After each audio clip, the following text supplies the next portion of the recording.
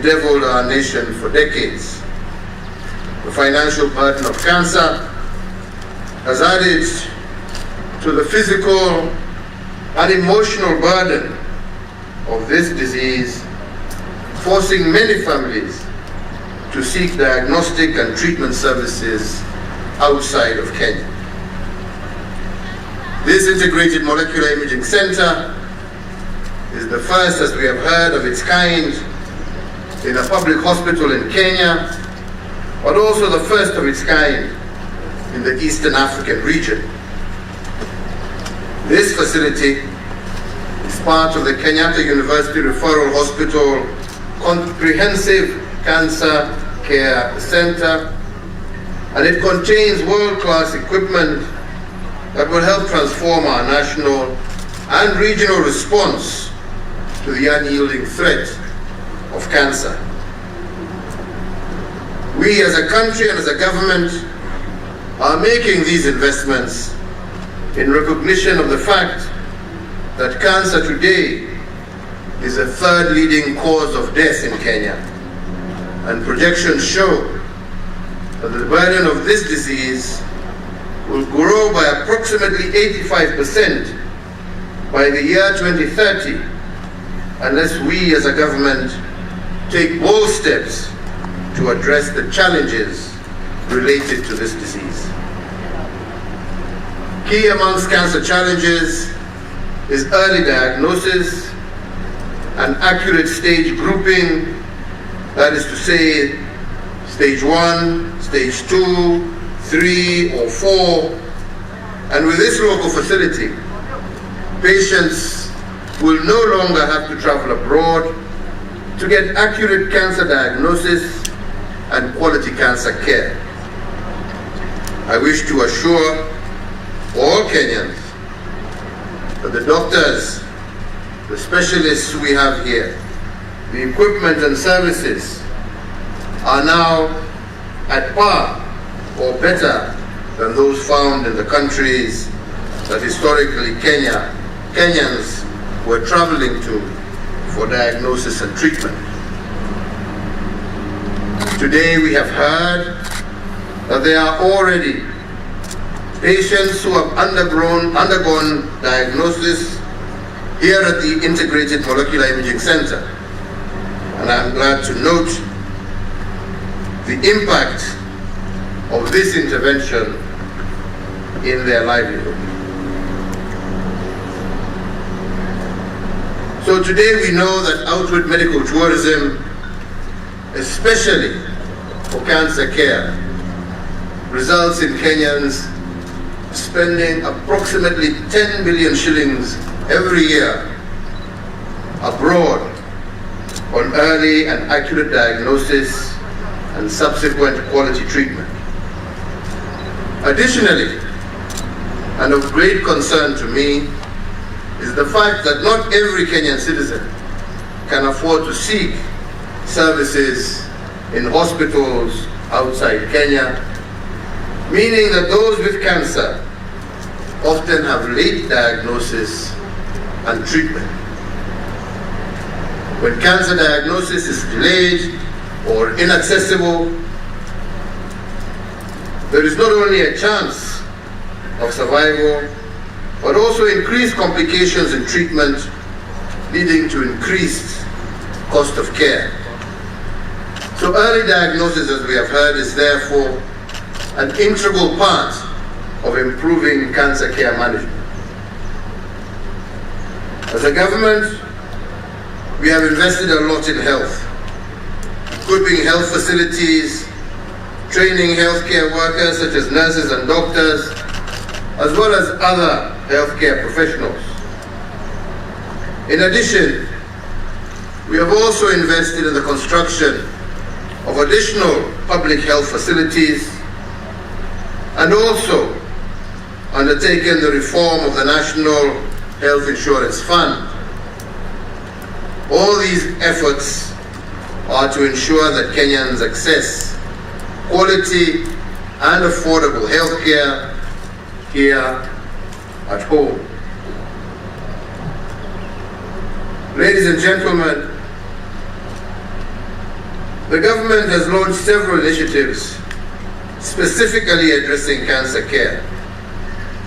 In July of 2020, we launched the new cancer control strategy, and additionally, the Ministry of Health has also proposed a nationwide lifestyle modification campaign. To fortify this intervention, we also rolled out the breast health awareness campaign, which aims to improve access to breast cancer care in our country. In Kenya, breast cancer is the most diagnosed cancer and has annual incidences of 6,000 new cases and 2,500 related deaths every year. In response to this, and working closely with county governments, we have also established 10 fully functional county-level chemotherapy centers, ensuring that treatment is available in several counties, and these include, amongst others, Mombasa, Kisumu, Kakamega, Garissa, Nyeri, Nakuru, and Meru. We have also developed and disseminated the National Cancer Screening Guidelines to all counties, and we continue to encourage screening and provide annual cervical cancer screening services. And we urge all eligible women to take advantage of the healthcare facilities, which include maternity and nursing homes, level 4 facilities, such as the sub-county hospitals, county referral hospitals, and level 6 facilities.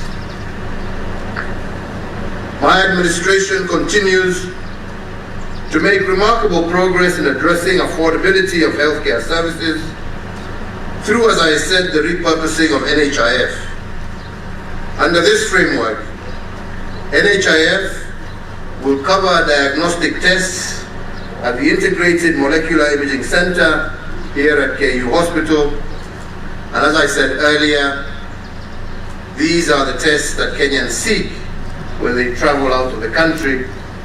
And in fact, the National Hospital Insurance Fund has a series of comprehensive oncology packages that will eliminate the need to travel outside Kenya for cancer care. As an example, as we heard earlier, 6,451 cancer patients benefited from the NHIF oncology package in the financial year 2019-2020. So today I once again urge all Kenyans to secure their health care by registering with NHIF. This medical cover will increase access to healthcare services at affordable rates. The NHIF cover already caters for cancer treatment, including radiotherapy, chemotherapy, brachytherapy, which is an internal radiotherapy treatment that specifically targets tumors in the body, which is also now available here at this referral hospital. So today, ladies and gentlemen, we are not only officially opening the Integrated Molecular Imaging Center, but also the Integrated Molecular Imaging Center Hospitality and Accommodation Center. Having the support, as we all know, of one's loved ones is also key in the success in conquering cancer. This Hospitality and Accommodation Center will ensure that families can stay close to their loved ones receiving treatment here, while also providing accommodation for outpatients from far afield as they await subsequent rounds of treatment, eliminating the need for long back and forth journeys that levy a heavy toll on their health and also their recovery. So I want to conclude, ladies and gentlemen, by commending all those who have worked diligently Over the past 1 year, to make this day a reality, I take the opportunity to thank the hospital's board of directors, the hospital management, all the contractors, the equipment suppliers, GE and all of them, and all members of staff for their tireless efforts. And I also laud the KU Referral Hospital for the immense contribution to our administration's commitment to the transformation of our health delivery systems. This contribution is a pointer to the level of excellence that we should expect from all our public hospitals across the country. As I close, let me say that as a country, we will keep our focus on the reduction of cancer cases, while at the same time enhancing survivorship rates. I therefore look forward to seeing the continued growth of Kenyatta University Teaching, Referral and Research Hospital. We have agreed that we will be here in January for the cyber night. Good. As well as other healthcare institutions across our country. And we urge them all to continue meeting our objective of ensuring that Kenyans have the best possible healthcare at the most affordable price.